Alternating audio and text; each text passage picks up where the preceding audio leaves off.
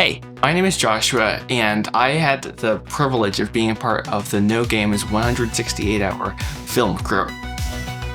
This was my first time being a part of a film crew. I, in the past, had made my own short films and stuff with my camera and stuff, and it was lots of fun. This was like a real deal film shoot.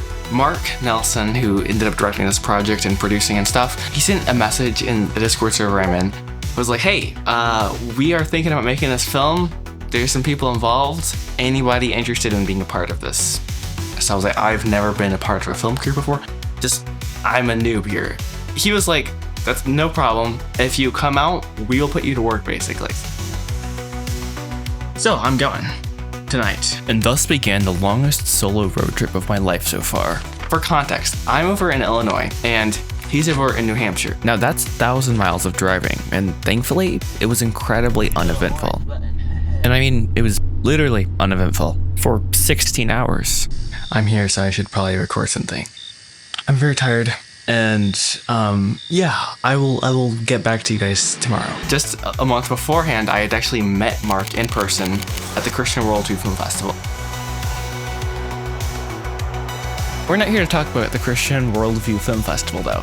That was the last video I did. We're here to talk about the 168-hour film competition. It's a week-long film shoot where you have a week to film and edit an entire short film. And in this video, I'm going to break down everything we did for the course of the film shoot. Let's cut this. Friday the 16th, I was like, okay, cool, I'm in New Hampshire, new place, unlocked, definitely. I was like, bro, like, this is, first of all, the most pretty area in the world. Like, there's mountains, there's like rivers at like, I think 2 p.m. EST or something like that. The race began. But before we could just jump into production, we had to get all our ducks in a row. Got some things for the short film. Maya, the production designer, she's still looking for some props and things, so I looked around for an apron. I think we actually used it. We didn't, but that evening we got the team together. Yeah, this is Noah, everybody. Hey, Noah. We have, I'll go around the room real quick. This is Ellen, she's the writer. Hi. Sam is I might have met you. Yeah, I think you might have met Sam. A lot of the people I already knew because I'd gone down to Georgia for the Christian Worldview Film Festival, which kind of was the only reason this was happening for me. Beforehand, I was never considered going like anywhere more farther than 4 hours. We have another Joshua. We have Dylan and Maya and Patience and Carter. So yeah, this is the main crew. We have a couple others that won't be here. Jeshua is the DP, and our Shannon actress are still on the road. We did a table read of the script, which honestly, so many basic things about filmmaking. I didn't even know what the table read was. Nick, Table read the script. you're really just gonna leave your crumbs all over my front seat? Oh, that sounds super obvious. Duh. I was gonna be the BTS person, honestly. That was my role. Maya is the sister of the guy playing Nick, who's Dylan, and he can't eat gluten. But for a prop, she has bought cookies that have gluten. And I got promoted to being grip. Yes, let's go, guys. But he's not actually you. Yeah. But Danny is also. Wait, what? Okay. Wait. That's so funny. So I'm Somebody else. Yeah, I didn't think about that one. So we're gonna have to buy some different cookies. Next day was Saturday. Basically, we just went to this road, and we got the opening shot of the film. It was super fun. The first time, like, I actually saw the camera gear, I was like, whoa, this is so cool. What is going on? The shot was a little sketchy because we had the jib, which, first of all, was crazy. I was like, we have like Joshua's super expensive camera way up in the sky right there on a gimbal, dangling, and it's just there. I'm like, that kind of scared me, but I was like, okay, this is not my equipment. I should not be the one worried. But okay, anyways, I was super out of place though at the same time. I was just walking around with my camera. I was like, okay, I'm the behind the scenes person. Cool. Probably one of the scariest sequences was the following shot of Dylan, aka Nick, running on the street. Really? There were so many cars going up and down that road. In order to get that shot, I had to be on the wrong side of the road to get the framing right. Yeah. Thankfully, we got a great shot, Did. but we definitely felt rushed there, or at least I did, because I was trying to not cause accident or road rage or anything like that. It was super cool to get all the period appropriate cars and stuff on set and like do fun things with them. Obviously, we didn't do stunts, okay? It's not like that, but like, you know, got to drive with them, which is cool, so yay! Honestly, the first day was pretty chill. I mean, I feel like we did a good job. I honestly do. Also, apparently, looking at the footage, I forgot about this, honestly speaking. We went to the arcade, which was one of the locations. We shot the outside sequence.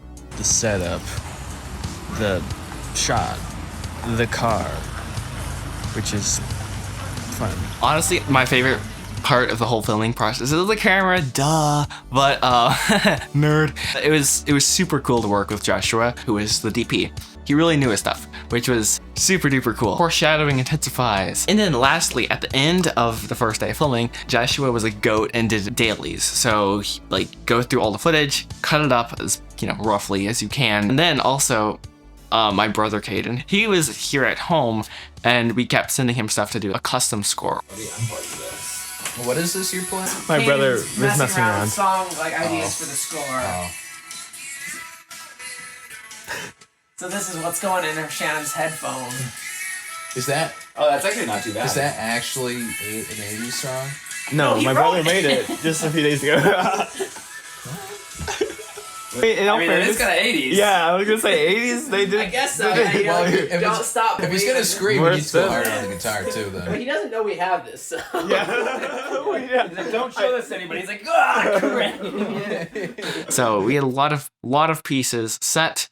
Let's get to the second day, guys. There's a wind The chill. second day of filmmaking was Sunday, actually. We stayed at different places. So I stayed with Sam and we both stayed at Mark's place with Joshua. I think everyone at Mark's, we went to Mark's church, which kind of makes sense.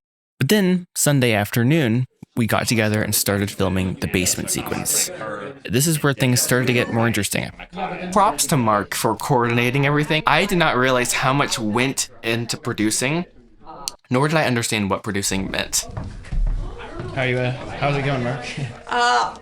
So, I forgot my mom doesn't have a key to my house, so she's like there to make food. She can't get in. It was a lot of moving just stuff from like one side of the room to the other side of the room, waiting outside for people to show up. Joshua, can you go get Rathel and Marissa? They're outside. And being like, hey, it's in this place, and waiting for a scene to, you know, for the cast to like do their thing and act. Take 5. So it became a running joke that Emmett was the most legendary second AC ever because of how thorough he was. I help with camera. Yeah. Emmett, you were so on it with the slate. It was like sometimes the actors would just kind of be chilling and they wouldn't even realize like I had such rolling. It was like boom, then you were in there and you would slap and they were like, whoa. Emmett withstand the clapper. Oh yeah. That is the question. well, I'm ready for it. So it's Yeah, gonna that's true. Scene 1A, take 2. If I wasn't prepared, that would be different. And action.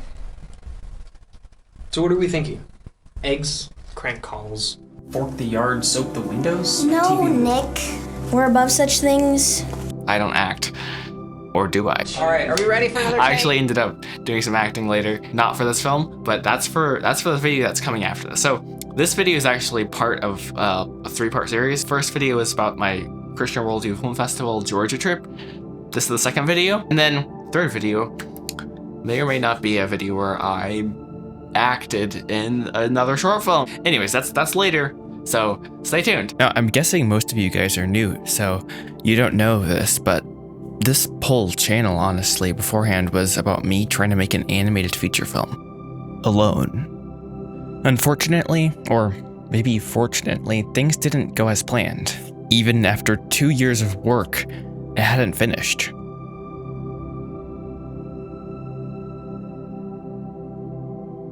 I had to face my greatest fear. Quitting. Or at least taking an indefinite break. But honestly, after going down to Georgia and seeing all the people creating things, and then going to New Hampshire to help with the short film, the fire's been lit inside me once again to create something new. So I'm excited to whatever comes next. What it will look like, I don't know, but I know it'll be something good. My favorite part of this entire film is not even a film. It's the memories of making it. Rolling. I feel so unbelievably blessed to have been a part of this. Okay, so how's your set or your experience on set been so far? Very snappy. What's up, guys? Honestly, most of my life I've struggled to find my group of people. But for some reason, this was just different. Is there any way I could eat something for every scene? Because then I would basically have been eating something for every scene. But we could. Or we could not. I have no interest in sound, so I don't know anything about it. Wait. I've been transported to another time. I don't know anyone here. But you wrote this. I did, but not in the 80s. I wasn't born in the 80s. So you're doing sound, but you have no interest in sound. No, it's my brother who likes sound. It's just that the stuff that I like is really hard to apply to live action. What is your main thing? Like what do you? I do storyboards and shot direction. That's what I excel at. That's one of the things I really liked about this group. Whether we were doing our favorite job or not, we were all pitching in and enjoying the journey together. But then again, we had our own set of debacles, like Mark's computer situation here. Sorry, that's one of my goals for this New Year's resolutions. Is get rid of the Chrome tabs. What? Wait, so you actually have these up for like a purpose? Well, it was like things that I was like working on or wasn't done with. You know, I just. Have you ever had it like this? I mean, have you seen that? Well, look at that. Like that.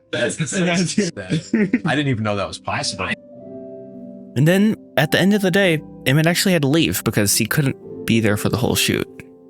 I will see you at some point. Maybe for the 48 hours. I'll text you about it. Yeah. Yeah, please do. So long. Good luck on the rest of the film. Yeah. Every time I look at the clapboard, I see his face. Sad piano music. We'd all miss Emmett in the coming days, but the show had to go on. Welcome to day 3 of filmmaking.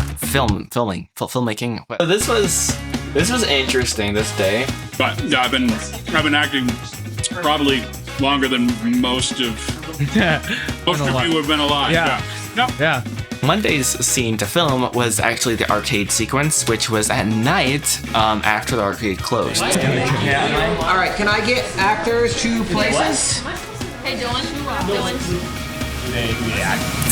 Hey, so this is awkward. I'm supposed to be editing this video right now, but I'm here. So I have a bit of a situation for you guys. Over the next several days of the film shoot, I honestly got more and more and more involved with the actual filming process and less with behind the scenes process, because that was the responsible thing to do. Oh yeah.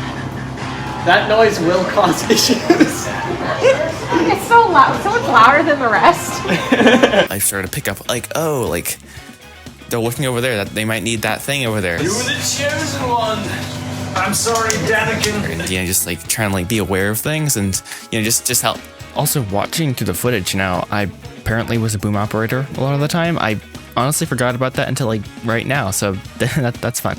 The main thing I remember doing is blocking off windows, which only took 15 minutes probably, but still, that's what I remember. That was the first day where I was like, okay, this is work, but I enjoy this a lot. So I was like, maybe I want to do this again.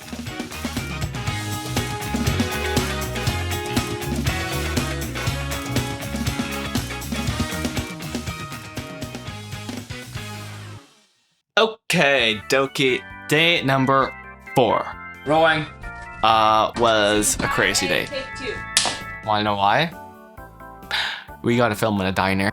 Now, once again, Mark knows everybody somehow. I wouldn't be surprised if he knew you somehow. I'd say day number 4 here was the biggest crew and cast we had of all time during the film shoot. Once again, Mark knowing somehow everybody came into handy with acquiring the diner location, which was super duper cool. But honestly, we were up against the clock. And I think everybody knew that.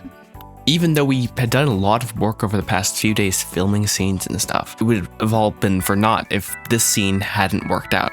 In fact, we weren't even just filming one scene, we were filming 2. One we shot in the afternoon, and then the other was late at night. So it was quite the adventure of a day, is all I could say. We also had a few extras, which was super cool, which I actually also ended up being an extra in one of the scenes. And to my regret, I was ultra animated in the background for some reason. I don't know why I did that, so my bad. But no one said anything, so it's, yeah, anyways. People were, like, in my personal opinion, super supportive of what we were doing, mostly speaking. There's one instance where they're just driving by and they're like, "Go home, Hollywood." I was like, what? Why? That's so stupid. And at that point, there was only like maybe 3 or 4 of us outside.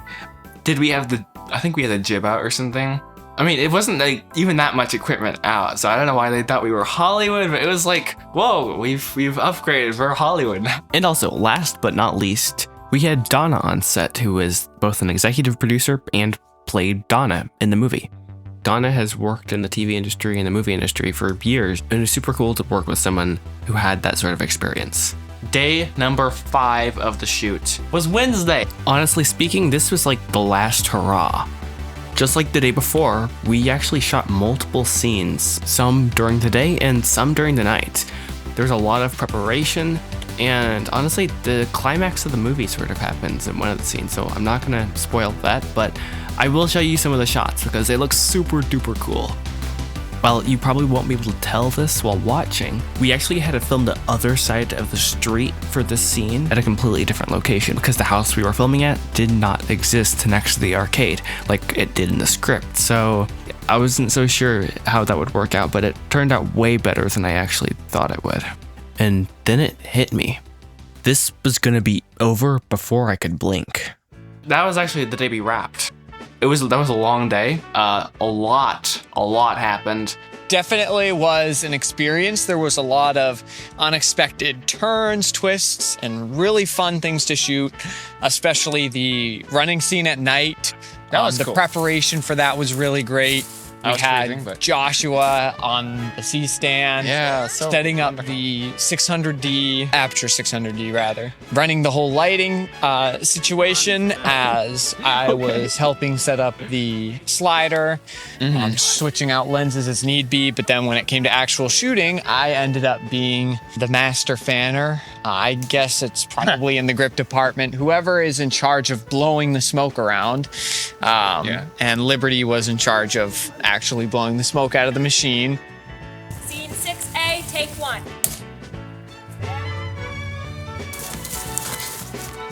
So, great job, everyone. Thank you. Good job, guys. And then we wrapped. It was a surreal feeling. But at the same time, I realized that these people were my friends, and now it was over. I'd miss them. Or would I? I woke up on day number 6, knowing full well that everyone who lived a lot closer than I did had already left. Other than filming a very quick insert shot of some glass breaking, we were literally done, and I had nothing else to help with. Joshua and Mark were the ones who were editing. I would have loved to help edit it, but they were dumb, and they don't use DaVinci Resolve. Losers. I'm done. I'm good. But little did I know that my journey in New England had only just begun. Because if you're willing to look for it, a new adventure is always just around the corner.